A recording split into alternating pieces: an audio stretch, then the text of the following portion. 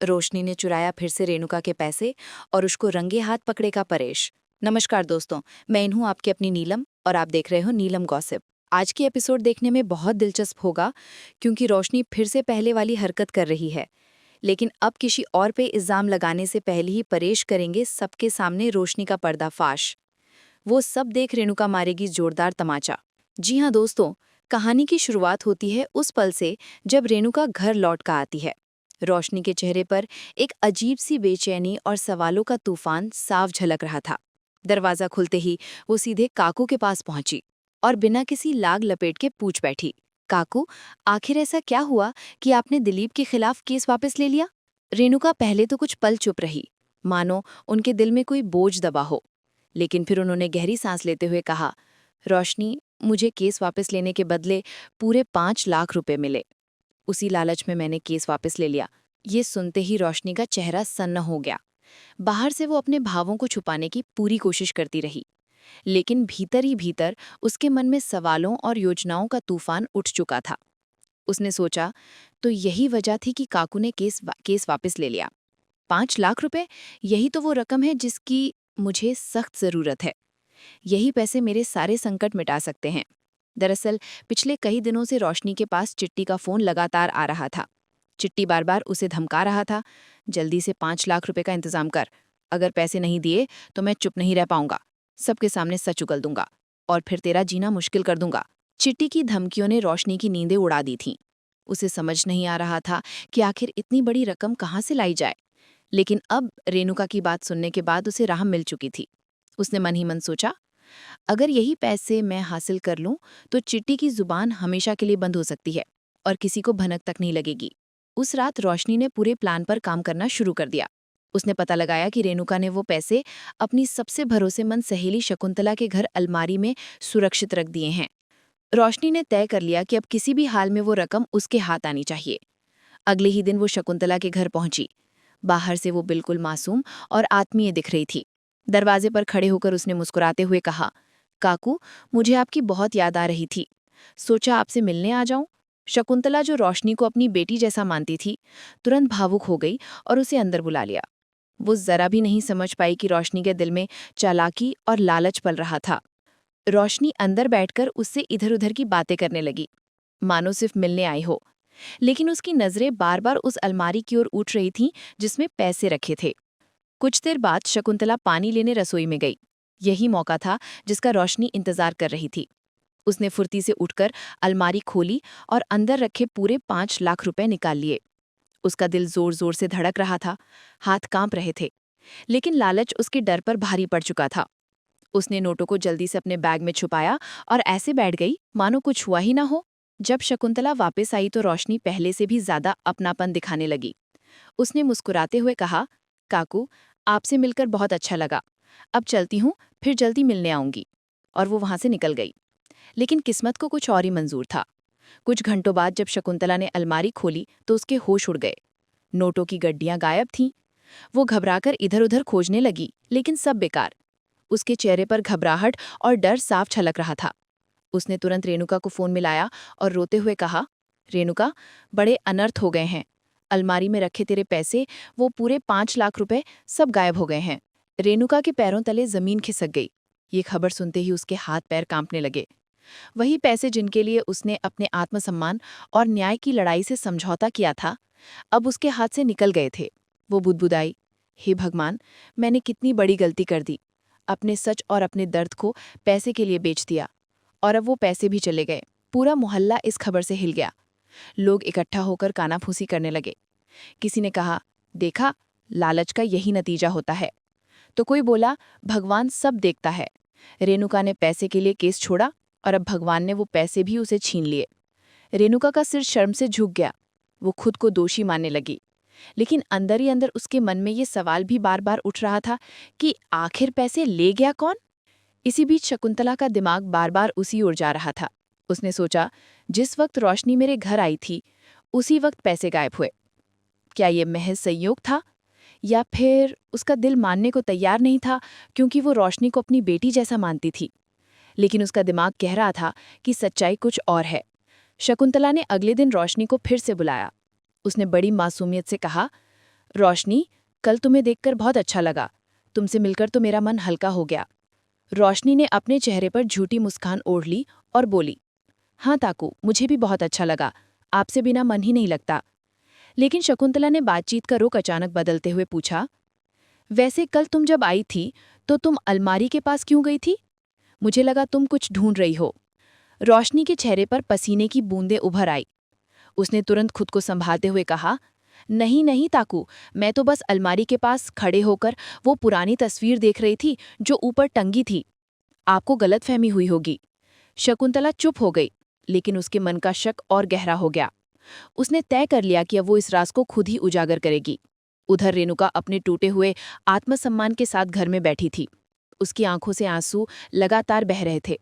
उसने सोचा, अगर ये पैसे दिलीप ने मुझे लालच में दिए थे तो क्या अब वो मुझे ताना नहीं देगा कि मैंने पैसों के लिए न्याय को बेच दिया? ये सोचकर वो और ज्यादा घुटने लगी। रोशनी अब भी अपने कमरे में पैसे छुपाकर रखे हुए थी, लेकिन हर आवाज पर उसे लगता कि कोई उसके कमरे में घुसकर उसका राज खोल देगा।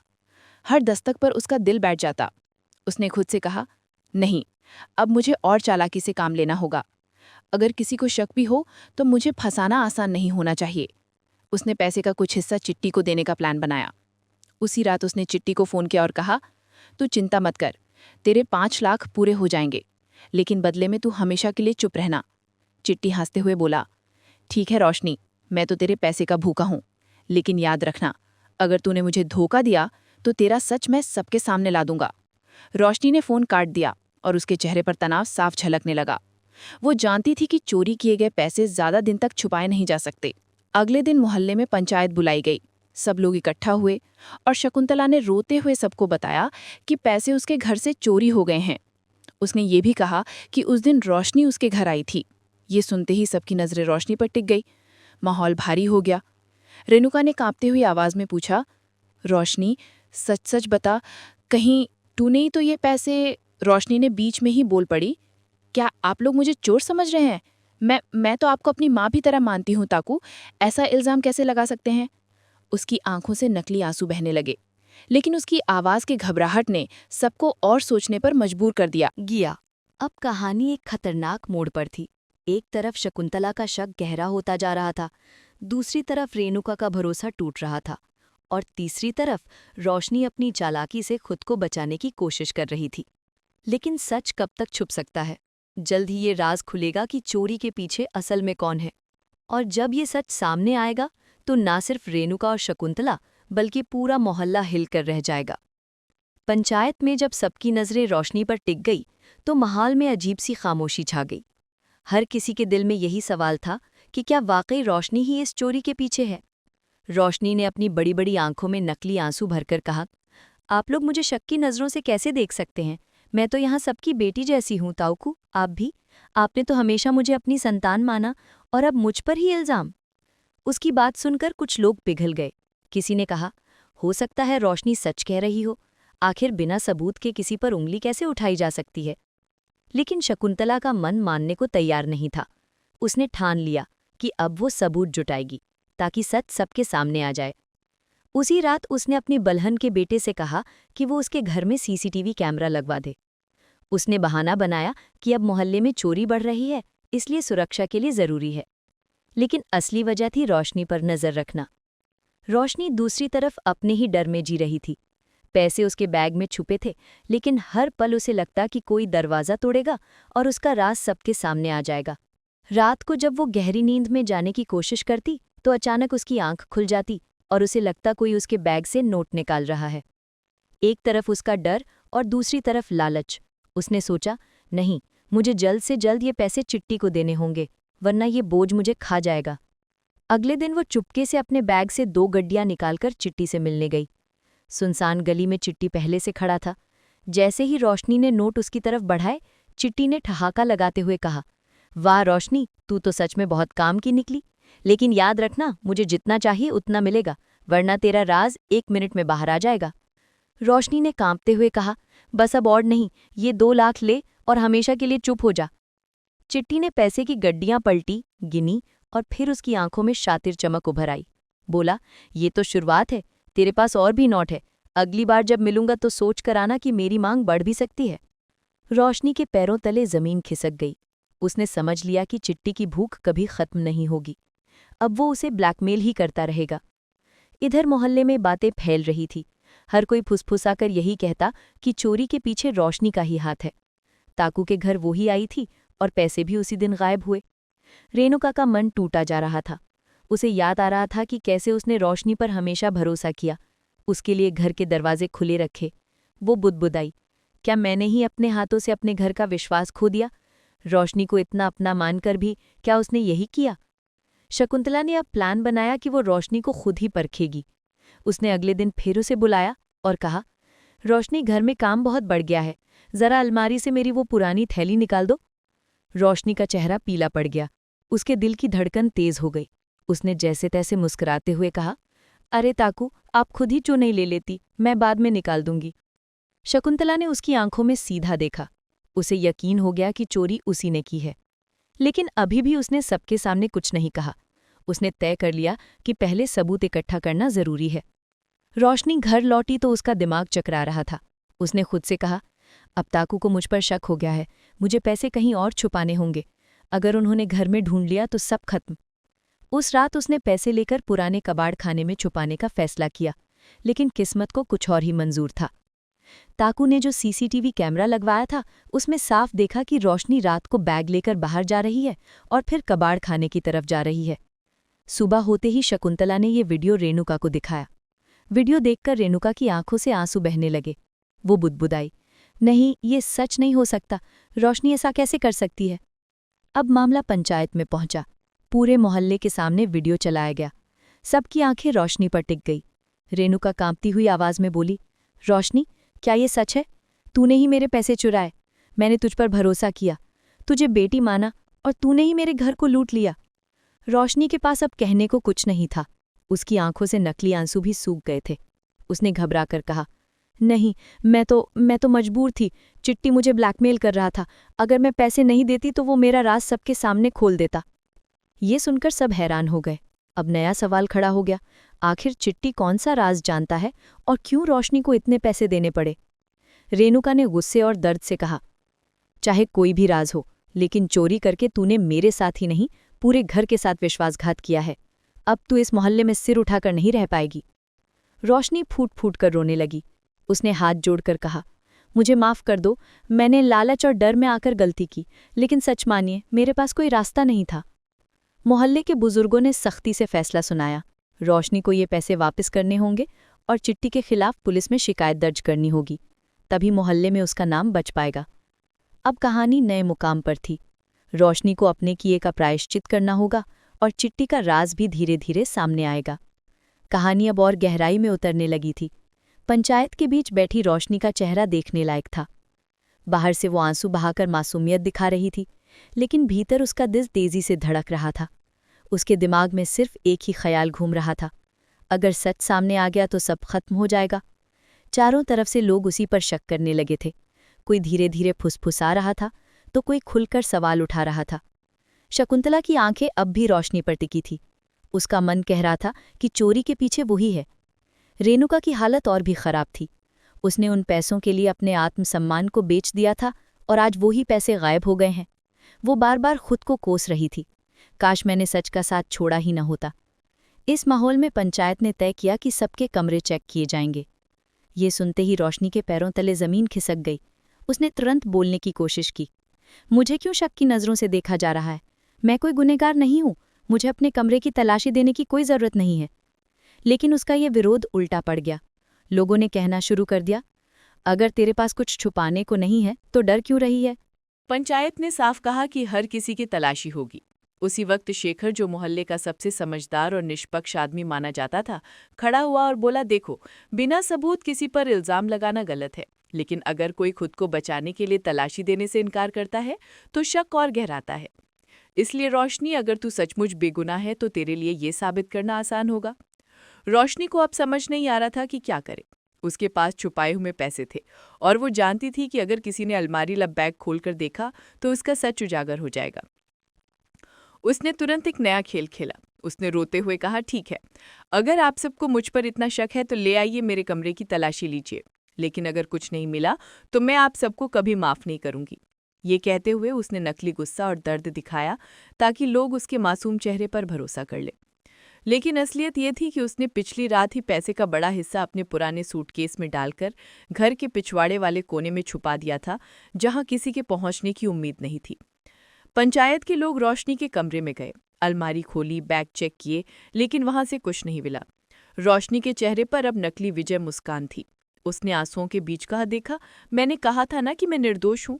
अब तो आप सबको शर्म आनी चाहिए मुझ पर शक करने के लिए। उसकी बातें सुनकर कुछ लोग वाकई पिघल गए, लेकिन शकुंतला पे दिल का बोझ अभी भी नहीं हटा। वो सोच रही थी ये लड़की बहुत चालाक है, जरूर इसने कहीं और पैसे छुपा दिए होंगे। उधर रेणुका का गुस्सा और अपराध बोध मिलकर उसे भीतर से तोड़ रहे थे। वो पंचायत से उठकर सीधे अपने घर चली गई और दरवाजा बंद करके फूट फूट कर रोने लगी। उसके मन में यही सवाल घूम रहा था, क्या भगवान मुझे मेरी गलती की सजा दे रहा है? इस बीच चिट्टी का असली खेल सामने आने लगा। उसी रात जब सब लोग सो गए थे, चिट्टी रोशनी से मिलने उसके घर के बाहर आया। उसने धीरे से खिड़की पर दस्तक दी। रोशनी पहले तो घबराई, लेकिन फिर बाहर निकल आई। चिट्टी ने हंसते हुए कहा, क्या बात है रोशनी, बड़ा अच्छा ड्रामा किया तूने पंचायत में, लेकिन मुझे बेवकूफ़ मत समझना। मेरे पैसे कहाँ हैं? रोशनी ने जल्दी से घर के पीछे वाले हिस्से में जाकर सूटकेस खोला और उसमें से नोटों की गड्डियां निकालकर चिट्टी के हाथ में दे दी। चिट्टी ने नोटों को गिनते हुए कहा, ठीक है, तूने अपना वादा निभा दिया, लेकिन याद रखना, अगर कभी मुझे लगा कि तू मेरे साथ चालाकी कर रही है तो तेरे सारे राज मैं सबके सामने खोल दूंगा। रोशनी ने जबरदस्ती मुस्कुराते हुए कहा, तू चिंता मत कर, अब कोई खतरा नहीं है, सब लोग मुझ पर से शक हटा चुके हैं। लेकिन चिट्टी को भी लगा कि मामला अभी यहीं खत्म नहीं हुआ है। अगली सुबह मोहल्ले में एक और हलचल मच गई। किसी ने गली में फेंके हुए 2 नोटों की गड्डियां देख ली। लोग दौड़कर इकट्ठा हुए तो पता चला कि वही पैसे थे जिनके लिए इतना हंगामा मचा हुआ था। अब सबके मन में नया सवाल खड़ा हो गया, अगर पैसे यहाँ पड़े थे तो इन्हें यहाँ किसने फेंका? शक की सुई फिर से रोशनी की तरफ घूम गई। लोग कहने लगे शायद रोशनी ने खुद को बचाने के लिए ये पैसे कहीं छुपाए थे और अब पकड़े जाने के डर से इन्हें बाहर फेंक दिया। माहौल और गर्मा गया। रेणुका भी वहां आ गई। उसने फूट फूट कर कहा, भगवान ने मुझे सजा दी है। मैंने पैसे के लिए सच का साथ छोड़ा था और आज वही पैसे मेरे लिए उपमान बन गए हैं। लेकिन अब मैं और चुप नहीं रहूंगी, चाहे कुछ भी हो, मैं अपना सच सबके सामने बोलूंगी। ये सुनकर सब चौंक गए। पंचायत फिर से बैठी और रेणुका ने सबके सामने रोते हुए कबूल किया कि उसने लालच में आकर अपनी गवाही बदली थी और दिलीप से पैसे लिए थे। उसने कहा, मैंने बहुत बड़ी गलती की, मैं अपने आत्मसम्मान से गिर गई, लेकिन मैंने चोरी नहीं की, चोरी किसी और ने की है। उसकी बातें सुनकर सब लोग स्तब्ध रह गए। उधर शकुंतला का शक अब यकीन में बदल गया। उसने सीधे पंचायत के बीच कहा, रोशनी, अगर तू सचमुच बेगुनाह है तो बताइए पैसे यहाँ कैसे आए? तू ही उस दिन मेरे घर आई थी और उसी दिन पैसे गायब हुए थे, अब सच बताते। रोशनी ने आखिरी कोशिश करते हुए कहा, नहीं ताई, मैं निर्दोष हूँ, ये सब मेरे खिलाफ साजिश है, कोई मुझे फंसाना चाहता है। लेकिन उसकी आवाज में अब पहले जैसे दृढ़ता नहीं थी। उसकी आंखें इधर उधर भाग रही थी। पंचायत के लोग आपस में फुसफुसाने लगे, कुछ तो गड़बड़ है। तभी चिट्टी का नशे में झूमता हुआ चेहरा गली में दिखाई दिया। उसने सबके सामने हंसते हुए कहा, साजिश की बात कर रही है रोशनी, असली साजिश तो इसने की है। हाँ, चोरी इसी ने की थी और फिर मुझे पैसे देकर मुंह बंद करने की कोशिश की। पूरा मोहल्ला सन्न रह गया। सबकी निगाहें रोशनी पर टिक गई। उसके चेहरे का रंग उड़ गया। उसकी सारी चालाकी, उसकी नकली मासूमियत एक पल में बेनकाब हो गई। लोगों ने गुस्से में कहा, हमें बेवकूफ बनाया तूने हमारे भरोसे का खून किया। रोशनी अब किसी के सामने कुछ कहने लायक नहीं बची थी। उसका झूठ आखिरकार सामने आ चुका था। रेणुका ने कांपती हुई आवाज में कहा, रोशनी, तूने सिर्फ मेरे पैसे नहीं चुराए, तूने मेरी इज्जत और मेरे भरोसे को भी लूटा है। ये सुनकर रोशनी फूट फूट कर रोने लगी, लेकिन अब उसकी बातें सुनने वाला कोई नहीं था। पंचायत ने तय किया कि रोशनी को इस मोहल्ले से बाहर कर दिया जाएगा और ये सजा सुनते ही रोशनी जमीन पर गिर पड़ी। कहानी यहीं खत्म नहीं हुई थी। असली ड्रामा अब शुरू हुआ था। रोशनी के सच सामने आने के बाद मोहल्ले में लोगों की सोच बदलने लगी। रेणुका ने फैसला किया कि अब वो चुप नहीं बैठेगी। उसने अपने आत्मसम्मान को वापस पाने की ठान ली। उसने कहा, मैंने जो गलती की थी उसका प्रायश्चित अब अपने सच को पूरी दुनिया के सामने रखकर करूंगी। उधर चिट्ठी भी अपनी चालबाजी में उलझ गया था।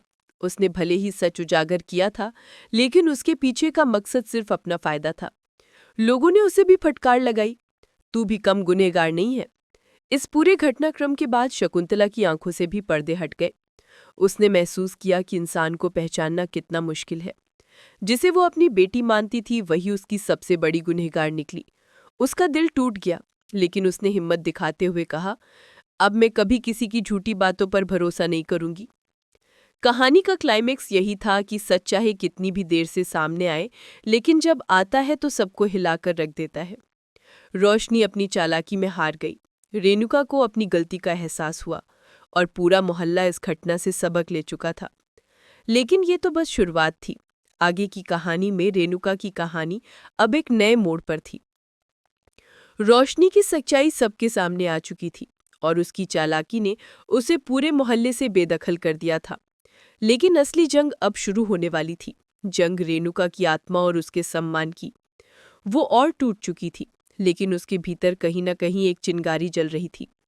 रोशनी को सजा मिलते देख उसके मन में अपराध बोध तो कम हुआ, लेकिन उसके जख्म इतने गहरे थे कि आसानी से भरने वाले नहीं थे। उस रात उसने आईने में खुद को देखा और बुदबुदाई, रेणुका, अब तू और नहीं रोएगी। अब तू अपने हक की लड़ाई लड़ेगी। तूने जो खोया है उसे वापस पाएगी। अगली सुबह रेणुका सीधी अदालत पहुंच गई। उसने अपने पुराने वकील से मुलाकात की और कहा, मैं केस फिर से खोलना चाहती हूँ। हाँ, मैंने लालच में आकर गलती की थी, लेकिन अब मैं सच बोलने के लिए तैयार हूँ। मुझे किसी भी कीमत पर इंसाफ चाहिए। वकील पहले तो चौंक गया, लेकिन फिर उसकी आंखों में रेणुका का बदला हुआ संकल्प देखकर वो मान गया। उसने कहा, ठीक है, लेकिन ये आसान नहीं होगा। तेरे बयान पहले ही बदल चुके हैं। अदालत तुझे हल्के में ले सकती है। हमें पुख्ता सबूत जुटाने होंगे। रेणुका ने दृढ़ स्वर में कहा, मैं सबूत ढूंढूंगी, चाहे अपनी जान क्यों न देनी पड़े। मोहल्ले में भी अब माहौल बदल गया था। जो लोग पहले रेणुका को ताने देते थे, अब वही उसके पास आकर कह रहे थे, हम तेरे साथ हैं, तू अकेली नहीं है। शकुंतला ने रेणुका का हाथ पकड़कर कहा, बिटिया, अब हम सब तेरा सहारा बनेंगे। तूने अपनी गलती मानकर बड़ा काम किया है, यही तेरी असली ताकत है। इन शब्दों ने रेणुका की हिम्मत और बढ़ा दी। उधर रोशनी का हाल भी बुरा था। मोहल्ले से बेइज्जत होकर निकली तो सही, लेकिन उसके अंदर का अहंकार अभी भी टूटा नहीं था। वो सोच रही थी, ये लोग मुझे निकाल सकते हैं, लेकिन मैं इतनी आसानी से हार नहीं मानूंगी। मैं लौट कर आऊंगी और सबको दिखाऊंगी कि रोशनी को मिटाना इतना आसान नहीं है। उसकी आंखों में अब भी नफरत और बदले की आग थी। इधर चिट्टी का खेल भी धीरे धीरे खुलने लगा था। मोहल्ले के कुछ नौजवानों ने देखा कि चिट्टी के पास अचानक बहुत पैसा आ गया है। उन्होंने आपस में बातें की, लगता है चोरी के पैसों में से कुछ हिस्सा इसे भी मिला है, तभी तो ये इतनी मौज मार रहा है। लोगों ने पंचायत में उसकी भी पोल खोलने का निश्चय किया। पंचायत बुलाई गई और इस बार मुद्दा सिर्फ रोशनी का नहीं बल्कि चिट्टी का भी था। शेखर ने सबके सामने कहा, रोशनी ने गुनाह किया, लेकिन चिट्टी ने भी उस गुनाह में साथ दिया। अगर वो वक्त रहते सबको सच्चाई बता देता तो ये मसला इतना बड़ा ना होता। उसने अपने फायदे के लिए लोगों को धोखा दिया। चिट्टी ने पहले तो इनकार किया, लेकिन जब लोगों ने उसके पास से मिले पैसों के सबूत दिखाए तो उसकी जुबान बंद हो गई। गुस्साए लोगों ने पंचायत में फैसला सुनाया, अब चिट्ठी का भी यहाँ कोई स्थान नहीं है। ये सुनकर वो भी झुंझला उठा और गली से निकलते हुए बोला, तुम सब ने मुझे निकाला है, पर याद रखना, मैं लौट कर आऊंगा और उस दिन कोई मुझे रोक नहीं पाएगा। रेणुका ने इन सबको चुपचाप देखा। उसे समझ आ गया कि बुराई कितनी भी ताकतवर क्यों न लगे, सच के सामने टिक नहीं सकती। लेकिन अब उसे अगला कदम उठाना था। उसने अपने केस के सबूत जुटाने शुरू किए। कई लोग जो पहले डर के कारण गवाही देने से बच रहे थे, अब उसके साथ आ गए। शकुंतला ने आगे बढ़कर कहा, मैं अदालत में गवाही दूंगी। मैंने सब कुछ अपनी आंखों से देखा है। इस बार कोई मुझे चुप नहीं करा सकता। अदालत का दिन आया। कोर्ट रूम में गहरी शांति थी। रेणुका गवाही देने के लिए खड़ी हुई। उसकी आवाज कांप रही थी, लेकिन उसका इरादा मजबूत था। उसने जज के सामने सच उगल दिया, कैसे लालच में आकर उसने अपनी गवाही बदली थी।